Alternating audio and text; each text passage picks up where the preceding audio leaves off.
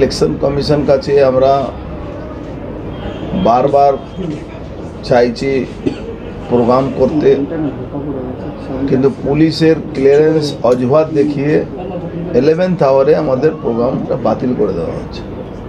আজকে অভিষেক ব্যানার্জি নাকি আসবে সামনগর ব্যারাকপুর, তার জন্য আমাদের ব্যারাকপুর আশেপাশে নোয়াপাড়া প্রত্যেকটা প্রোগ্রাম আমাদের ক্যান্সেল করে দেওয়া।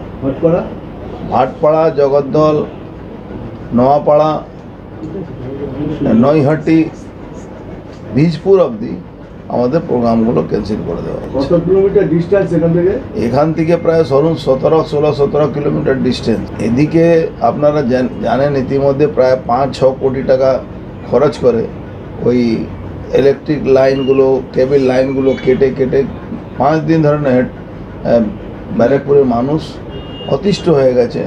এই গরমের মধ্যে লোডশেডিং করে লাইন করে কেটে, যেহেতু উনি রোড শো মহারাজা যে রোড শো করবেন তাতে সমস্ত রাস্তাগুলো ওনার পরিষ্কার রাখতে হবে।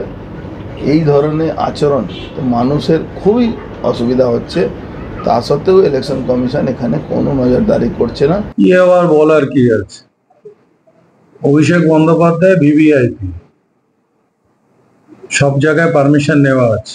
তার সিকিউরিটির জন্য অনেক জায়গায় অনেক রোডস ব্লক করা হতে পারে, অনেক রকম প্রিকশনস নেওয়া হতে পারে।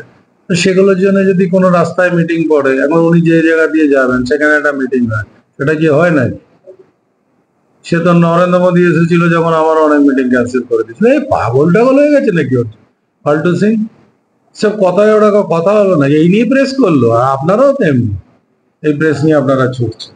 আরে উনি একটা ভিভিআইপি, ভারতের প্রধানমন্ত্রী এসেছিল, অনেক রাস্তা ব্লক হয়েছে, অনেক কিছু হয়েছে, অনেক জায়গায় অনেক মিটিং বানচাল করা হয়েছে, সেটা নিয়ে তো কোনো প্রেস হয়নি। এটা তো protocol, is a VVIP of West Bengal. তো সেই জায়গায় উনি আসছেন, ওনার সিকিউরিটি, হাই অ্যালার্ট সিকিউরিটির জন্য ওনাকে সেগুলো হয়তো আগে আশেপাশের কিছু ক্যান্সেল করা হয়েছে। এটা নিয়ে তো কোনো উন্মাদনার ব্যাপার নেই। একদম আমার মনে হয় পাল্টু সিং খুন করতে করতে ওই যে সাইকো কিলার, ওর মাথা একদম সাইকোতে হয়ে গেছে, শেষ।